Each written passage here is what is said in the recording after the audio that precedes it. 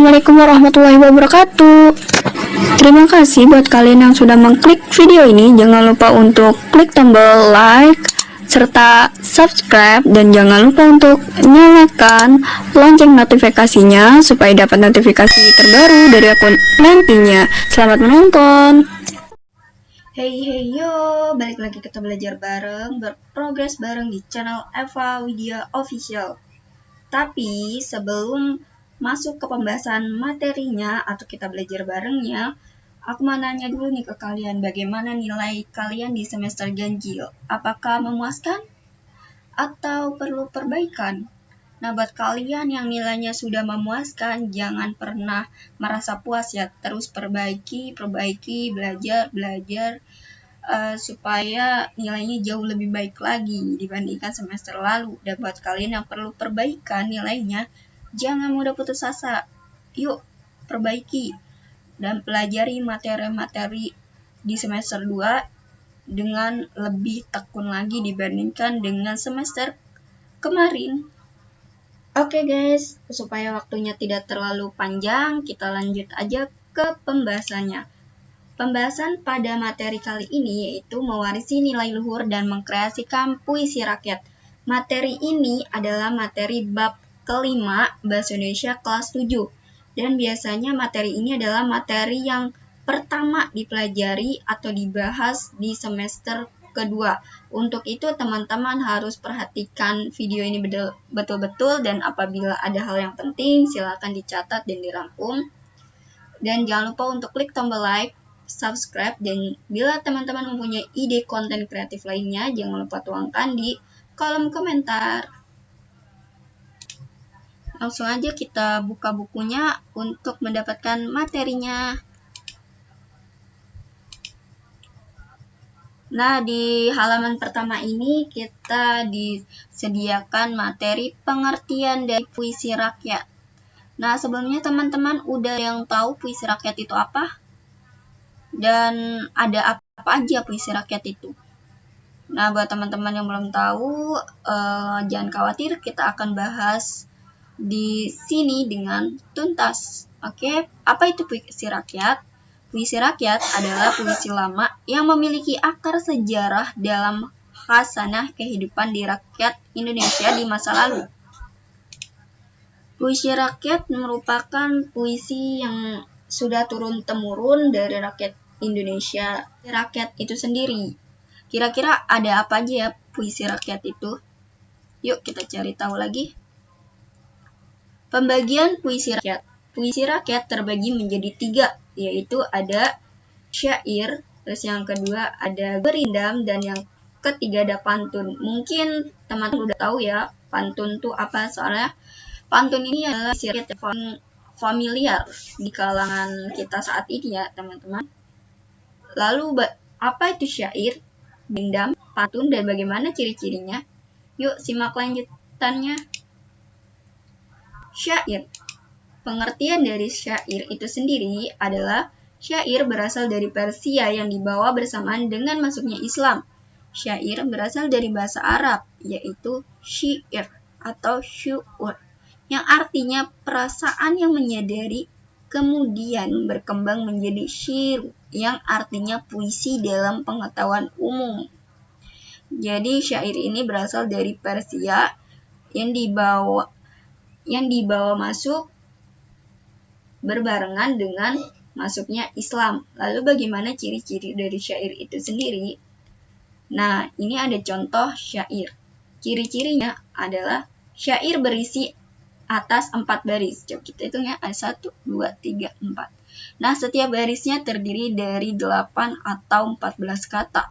Ada 8 sampai 14 kata. Bersejak AA. Jadi di sininya ada A terus. Kemudian semua baris adalah isi. Bahasanya biasanya berupa bahasa kiasan. Lalu bagaimana pengertian dari gurindam?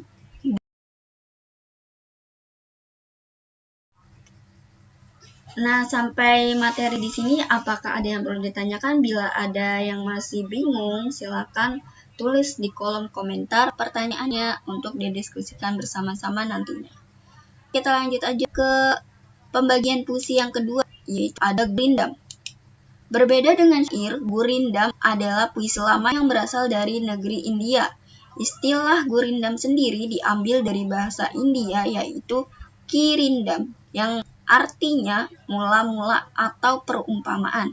Gurindam digunakan sebagai syarat nilai agama dan moral, sehingga dulu sangat penting dan dijadikan sebagai warisan budaya kehidupan. Lalu bagaimana ciri-ciri gurindam? Apakah sama dengan ciri-ciri syair? Ciri-ciri gurindam adalah berisi dari 2 baris, berbeda dengan syair. Tadi syair berisikan 4 baris. Kemudian ciri-ciri yang kedua, setiap baris terdiri dari 10 sampai 14 suku kata. Tadi kan kalau syair 8 sampai 14 kata. Kalau gurindam ini berbeda, yaitu barisnya terdiri dari 10 sampai 14 suku kata. Selanjutnya, setiap baris memiliki rima yang sama, merupakan kesatuan yang utuh. Baris pertama berisi soal, masalah, atau perjanjian. Baris kedua berisi jawaban, akibat, atau masalah. Biasanya berupa nasihat atau filosofi hidup. Kalau gurindam ini hanya 2 baris aja dan hanya terdiri dari 10 sampai 14 suku kata. Perbedaannya dari syair itu sendiri. Lalu apakah pantun itu berbeda dengan syair dan gurindam? Coba kita cari tahu. Pantun, pengertian dari pantun itu sendiri adalah puisi Melayu yang mengakar dan mengudaya dalam masyarakat Indonesia. Di beberapa daerah, pantun dikenal dengan nama yang berbeda-beda. Contohnya, tonton dalam bahasa Tagalog, tuntun dalam bahasa Jawa, dan pantun dalam bahasa Toba. Pantun apakah sama dengan syair dan gurindam? Ciri-ciri dari pantun itu sendiri adalah berisi 4 baris, 1, 2, 3, 4. Dan ini adalah contoh dari nasihat. Kemudian setiap barisnya terdiri 8 sampai 14 suku kata. Nah, pantun ini hampir sama dengan syair ya. Yang membedakannya hanya sajaknya. Kalau syair itu kan sajaknya tadi A, A, A. Kalau misalkan pantun ini bersajak A, B, A, B. Ini G, ini U. Ini G, ini U. Jadi, kayak misalkan pantun nasihat ini, jalan-jalan ke kota Bandung. Jangan lupa mengisi saku. Kalau kamu sedang bingung, jangan lupa membaca buku. Nah, contoh dari pantun nasihat, kalian bisa baca nih. Atau kalian bisa cari-cari yang lain, pantun-pantun yang lain. Supaya bisa menambah pengetahuan kalian. Kemudian ciri-ciri selanjutnya ya baris 1 dan 2 berupa sampiran. Jadi, baris 1 dan 2 ini baris 1, baris 2, baris 3, baris 4. Baris 1 dan 2 ini berupa sampiran. Kemudian baris ketiga dan 4 ini merupakan isinya, isi dari pantunnya. Nah, kita lanjut ke pembahasan selanjutnya, yaitu ciri kebahasan puisi rakyat. Puisi rakyat juga memiliki ciri kebahasannya. Ciri kebahasan puisi rakyat terdiri dari penggunaan kalimat perintah atau kalimat imperatif.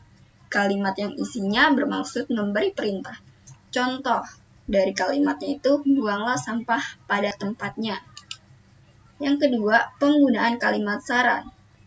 Kalimat yang isinya bermaksud memberikan saran atau masukan. Contoh dari kalimatnya itu ada sebaiknya kau pikir dahulu. Yang ketiga, yaitu ada penggunaan kalimat ajakan atau persuasif. Kalimat yang isinya bermaksud mengajak untuk melakukan atau memiliki kecenderungan terhadap sesuatu. Contoh, marilah kita mengaji setiap hari. Atau contoh lain yang tadi ada di pantun nasihat.